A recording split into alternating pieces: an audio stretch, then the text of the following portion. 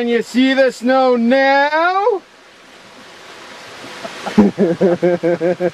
Oh, dude, it's only been a few minutes too. You know what? You can't see the mountains anymore. This is exactly where we were at. What? You can't see the mountains anymore. Yeah, I know. This is coming in fast. Hey, Kyle, I guess those clouds weren't coming this way, were they? Nope. They're moving away. Yeah, they were moving. Yeah, you can't even see. This is exactly where we were shooting from the last time. Yeah! How was that bagel? Awesome. Give a shout out. What's up, Bagel Rock? Yeah. That was a devious little laugh.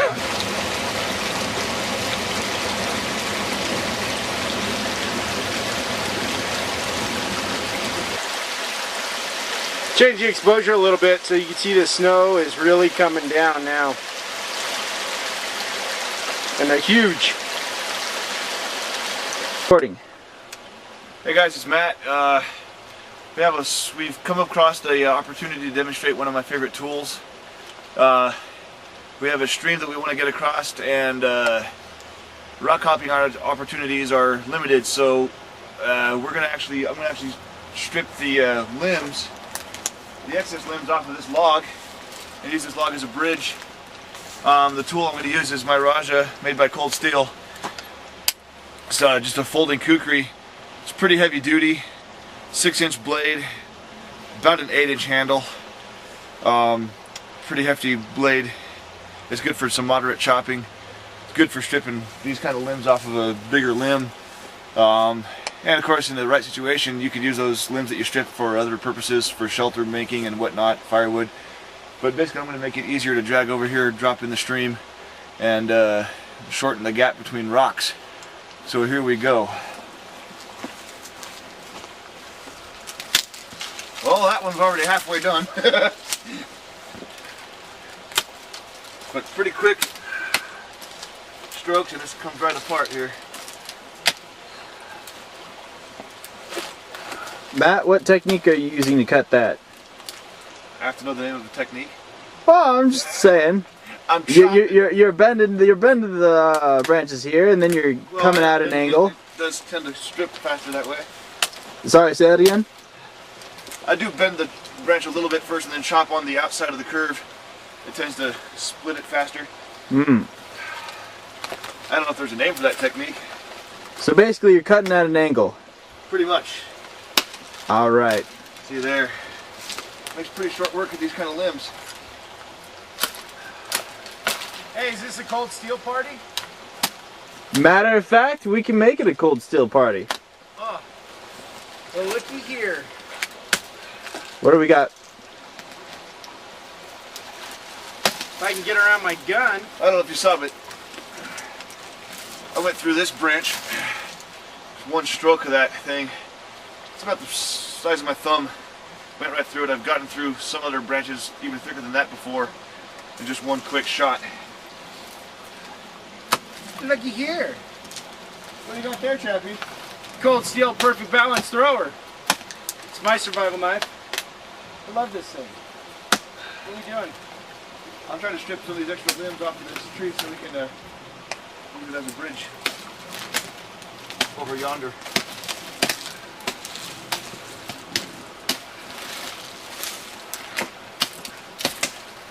Oh, look at that. I'm impressed. Hey, Kyle, come get some video ready.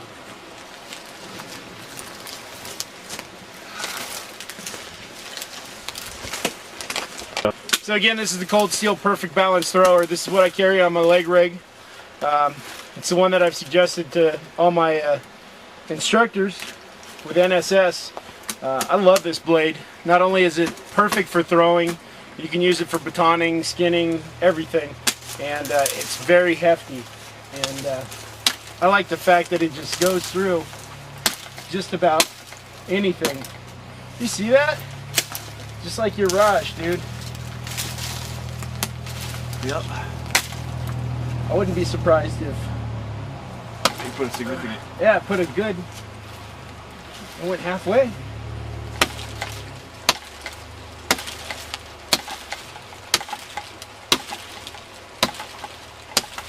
I've never had another knife that really would take that out just like that. Again, cold steel, perfect balance thrower. And Matt, you got? The Raja 2 cold steel. I'm a big fan. It folds up so it takes up a little bit less space. Not terribly heavy. It's all the handle is all one piece. The Raja 1 has a metal bolster which looks prettier, but I like this better. We don't like pretty knives. I like to keep it simple. KISS principle.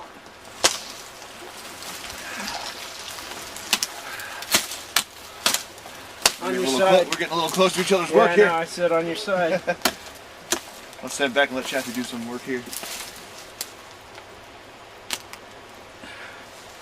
Let me go for the basin. Yeah, there you go. Oh, wow.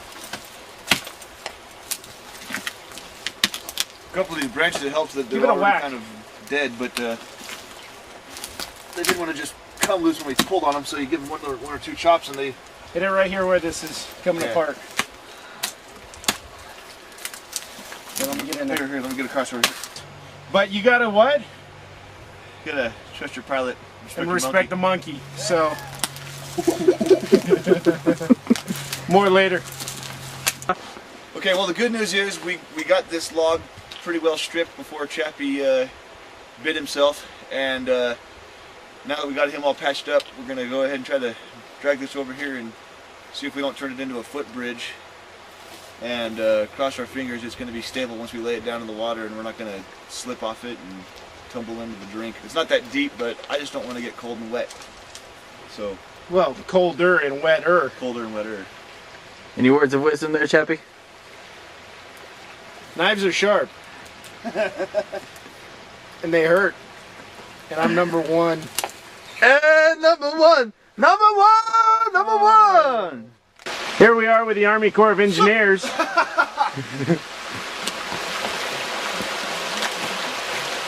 right. Drop it in there.